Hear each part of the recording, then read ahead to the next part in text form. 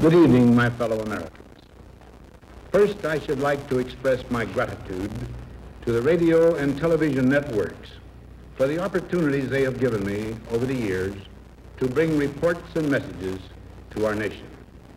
My special thanks go to them for the opportunity of addressing you this evening. 3 days from now, after half a century in the service of our country, I shall lay down the responsibilities of office as, in traditional and solemn ceremony, the authority of the presidency is vested in my successor.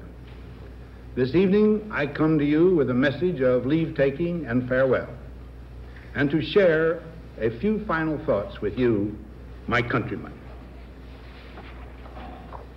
Like every other citizen, I wish the new president and all who will labor with him Godspeed. I pray that the coming years will be blessed with peace and prosperity for all. Our people expect their president and the Congress to find essential agreement on issues of great moment, the wise resolution of which will better shape the future of the nation.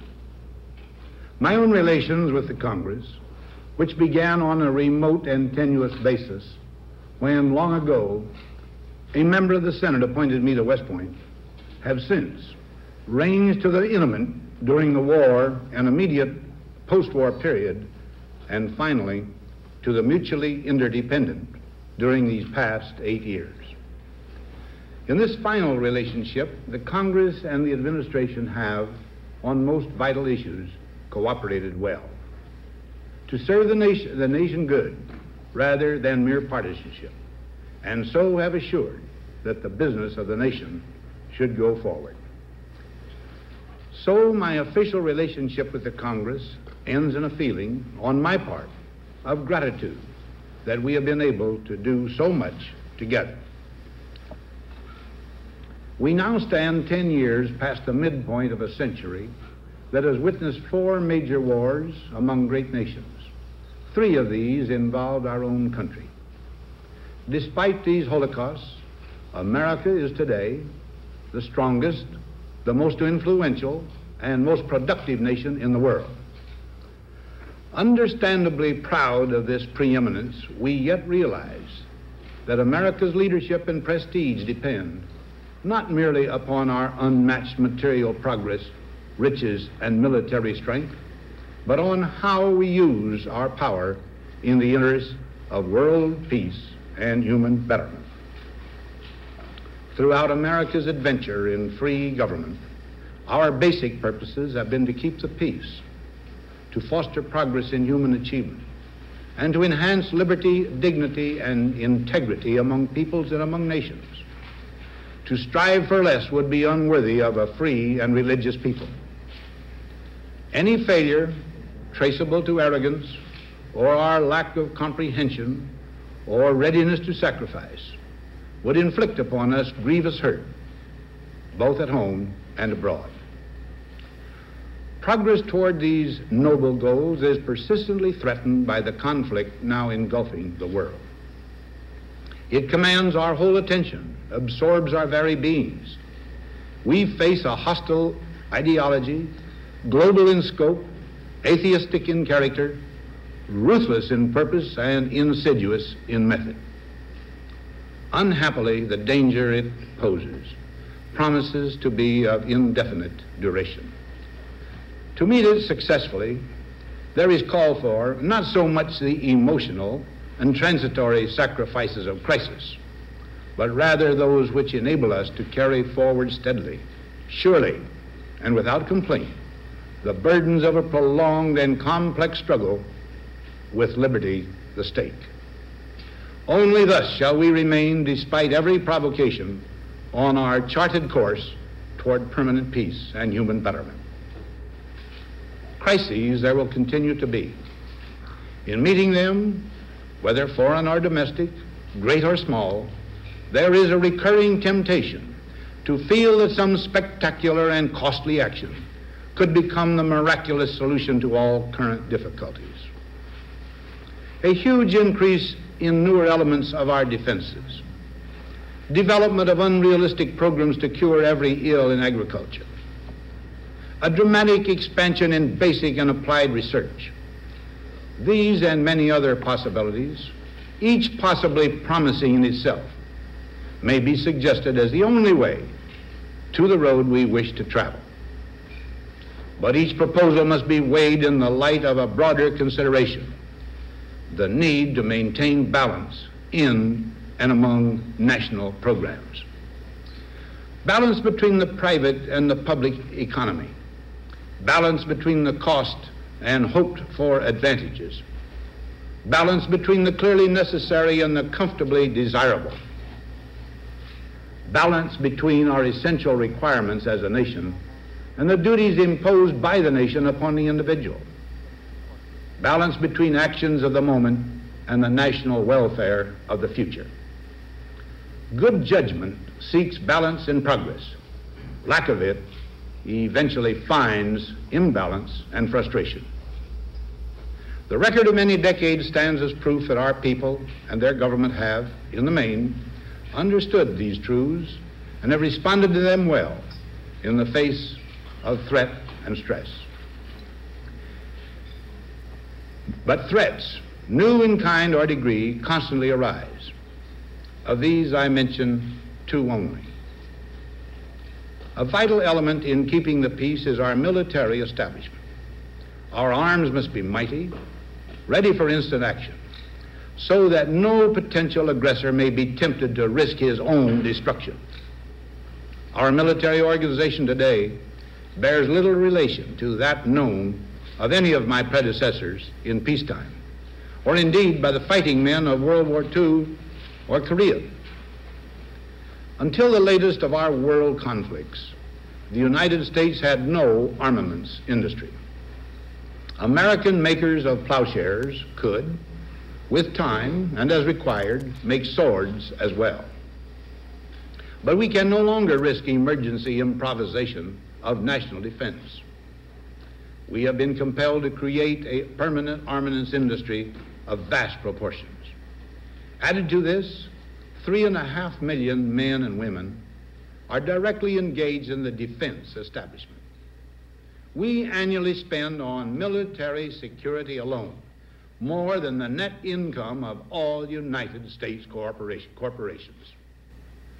Now, this conjunction of an immense military establishment and a large arms industry is new in the American experience. The total influence, economic, political, even spiritual, is felt in every city, every state house, every office of the federal government.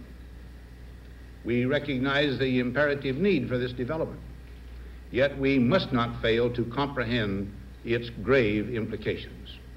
Our toil, resources, and livelihood are all involved. So is the very structure of our society.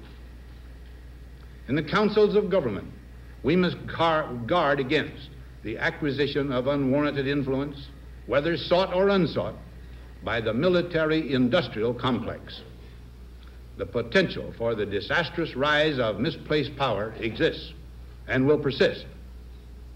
We must never let the weight of this combination endanger our liberties or democratic processes. We should take nothing for granted.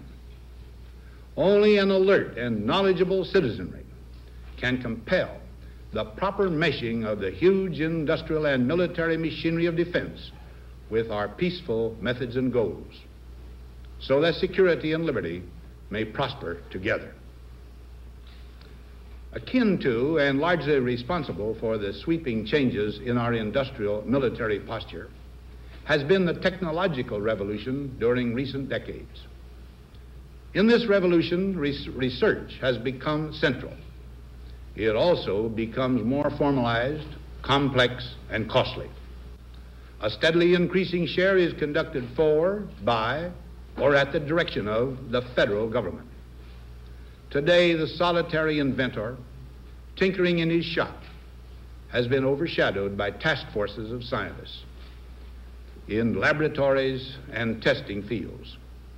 In the same fashion, the free university, historically the fountainhead of free ideas and scientific discovery, has experienced a revolution in the conduct of research. Partly because of the huge costs involved, a government contract becomes virtually a substitute for intellectual curiosity. For every old blackboard, there are now hundreds of new electronic computers.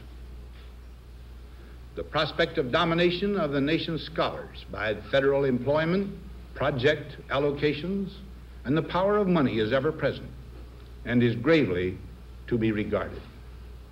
Yet in holding scientific research and discovery in respect, as we should, we must also be alert to the equal and opposite danger that public policy could itself become the captive of a scientific, technological elite.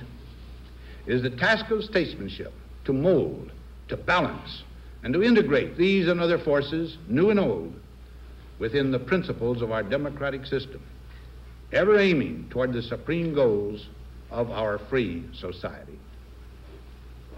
Another factor in maintaining balance involves the element of time. As we peer into society's future, we, you and I, and our government must avoid the impulse to live only for today, plundering for our own ease and convenience the precious resources of tomorrow. We cannot mortgage the material assets of our grandchildren without risking the loss also of their political and spiritual heritage. We want democracy to survive for all generations to come, not to become the insolvent phantom of tomorrow. During the long lane of the history yet to be written, America knows that this world of ours, ever growing smaller, must avoid becoming a community of dreadful fear and hate, and be instead a proud confederation of mutual trust and respect. Such a confederation must be one of equals. The weakest must come to the conference table with the same confidence as do we, protected as we are by our moral, economic, and military strength. That table, though scarred by many past frustrations, cannot be abandoned for the certainty agony of disarmament, of the battlefield. Disarmament with mutual honor and confidence is a continuing imperative. Together we must learn how to compose differences, not with arms, but with intellect and decent purpose. Because this need is so sharp and apparent, I confess that I lay down my official responsibilities in this field with a definite sense of disappointment. As one who has witnessed the horror and the lingering sadness of war, as one who knows that another war could utterly destroy this civilization, which has been so slowly and painfully built over thousands of years, I wish I could say tonight that a lasting peace is in sight. Happily, I can say that war has been avoided. Steady progress toward our ultimate goal has been made, but so much remains to be done. As a private citizen, I shall never cease to do what little I can to help the world advance along that road. So in this, my last good night to you as your president, I thank you for the many opportunities you have given me for public service in war and in peace. I trust in that service, you find some things worthy. As for the rest of it, I know you will find ways to improve performance in the future. You and I, my fellow citizens, need to be strong in our faith that all nations under God will reach the goal of peace with justice.